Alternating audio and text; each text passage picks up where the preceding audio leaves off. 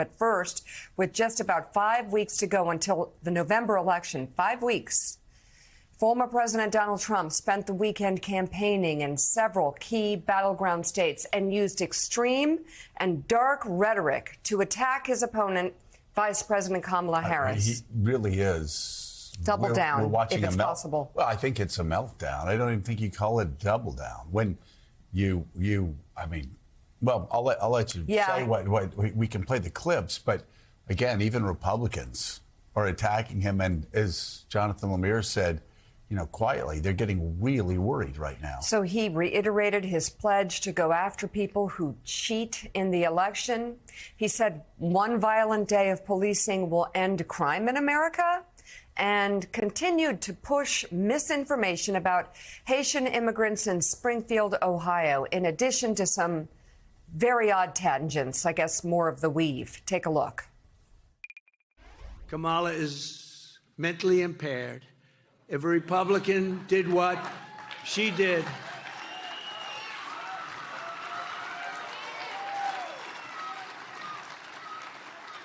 if a Republican did what she did, that Republican would be impeached and removed from office, and rightfully so, for high crimes and misdemeanors. Joe Biden became mentally impaired.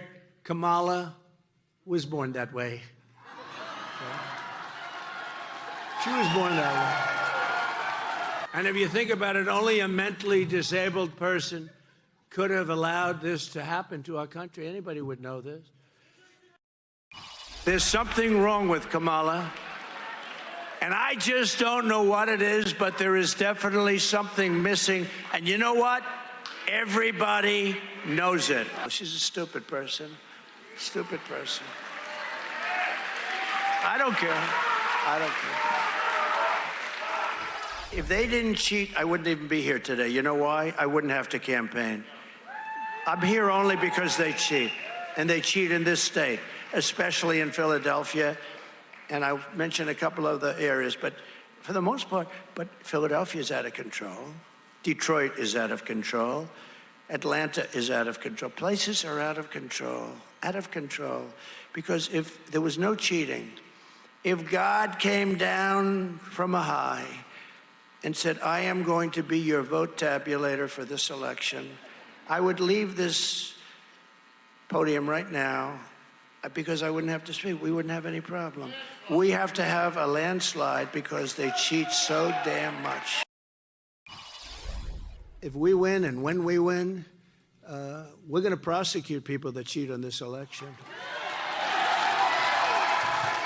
And if we can, we'll go back to the last one, too, if we're allowed. But we're going to prosecute people, so at least they know that's going to happen. These are smart people.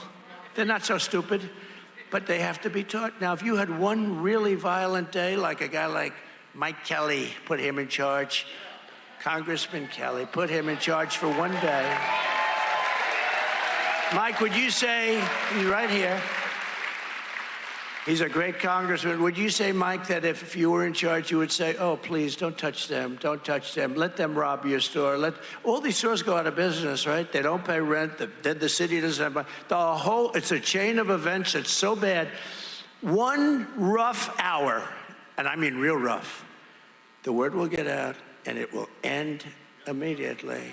It'll end immediately.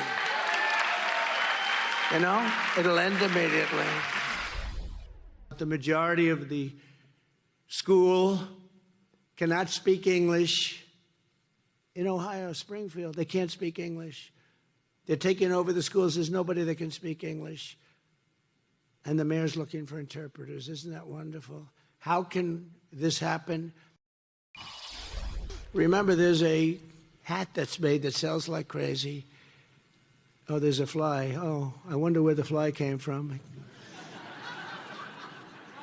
See, 2 years ago, I wouldn't have had a fly up here. You're changing rapidly, but we can't take it any longer. 2 years ago, I would not have had a fly up here, but things are changing rapidly. I mean, Republicans obviously are concerned about this for good reason. They're talking about how he's doubling down. And of course, They usually whisper. They usually whisper these things. I wrote some of these notes down. She's mentally impaired, he says, to the crowd's applause. Nice crowd. She's mentally disabled, he says, to crowd's applause. Nice crowd. She's a, quote, stupid person. This actually, John Heilemann, this has actually got Republicans doing something Republicans never do. New York Times shows Republicans are actually being critical of Donald Trump. Yeah. And Republicans fault Trump over insults to his rival. Friend of the national section of the New York Times. This is Larry Hogan, who's running for Senate. I think that's insulting not only to the vice president, but to people that actually do have mental disabilities. I've said for years that Trump's divisive rhetoric is something that we can do without. Lindsey Graham also critical of Donald Trump's statements this weekend. Representative Tom Emmer, a Minnesota Republican who is helping J.D. Vance for the upcoming debate, tried to distance himself. He said, I think we should stick to the issues. And yet here he goes. And, John, the question answers itself, I guess. If she were so, quote, stupid, if she were so, quote, mentally impaired, if she were, quote, so mentally disabled, why did she destroy him in a debate for 90 minutes, humiliate him, and beat him so badly that he refuses to even debate her on Fox News? That's question number one. And if she's had this mental condition from birth, then why did he give her thousands of dollars in 2014 for her political campaign when she was running for the United States Senate? Joe, I appreciate that you are interrogating this in this rational way, which is it deserves to be interrogated in that rational way on some level. But because of course we should hold him to account. But there is, right, I think, part of the dark.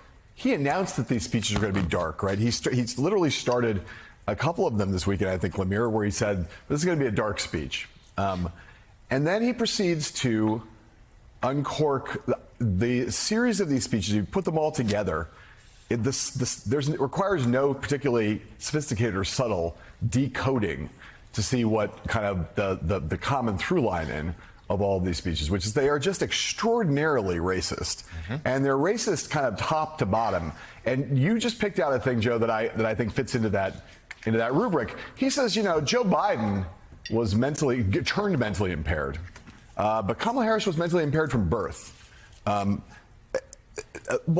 She also was, she had the racial makeup that she had since birth. And if you go through, that's kind of the difference between Joe Biden and Kamala Harris. One of them happens to be white, one of them happens to be black. And if you go through his comments about where the corruption is, every single place he names where terrible things are happening and racism, things are being stolen. Where's the crime the worst? Where's the election being stolen? Where are terrible things happening? But just by happenstance, they happen to be places like Philadelphia and Milwaukee and Cleveland. And every one of them a major urban center in America that's marked, especially in his base's mind, as being overrun by people of color. Of course, the Haitian immigrant thing has always been racist, but blatantly, outrageously racist, and he continues to hold on to that despite all of the debunking of it and so on. And I raised this all just to say, some of us on this show, you, others, Mika,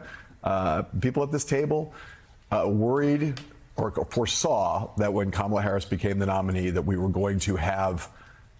likely to have, given Donald Trump's predilections, we were likely to have one of the most outrageously, nakedly racist campaigns in the history of the country. We've seen some of it so far, but I feel as though as we head into this last 5 weeks, the darkness that Trump speaks about in these speeches is also a way of talking about what is about to happen, which is about to be a brutal race-based assault on her supporters, that part of the Democratic Party, the important coalition of the Democratic Party. It has been building over these last few weeks as he has floundered, and his basest, most grotesque kind of impulses are coming to the surface as he sees this thing slipping away. Yeah, he is ramping up the racism. It is clearly going to be part big part of his closing argument in this campaign. Let's go through a little more of this. He also suggested that some of these migrants would break into your house and, quote, slit your throats, suggesting without evidence that migrants are responsible for more crime. In fact, there's fact checking here.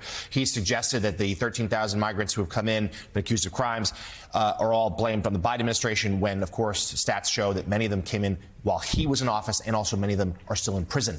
It's not like they're running around committing more crimes. Speaking of crimes, he did suggest that there should be an hour of violence, which sounds like the plot of the movie The Purge, and which is deeply dangerous. And again, we know how his words have inspired violence before, including on, but not limited to, January 6th. Certainly, his followers are hearing what he's saying. You see it on the screen here. Monsters, vile animals, saying migrants want to rape, pillage, and kill.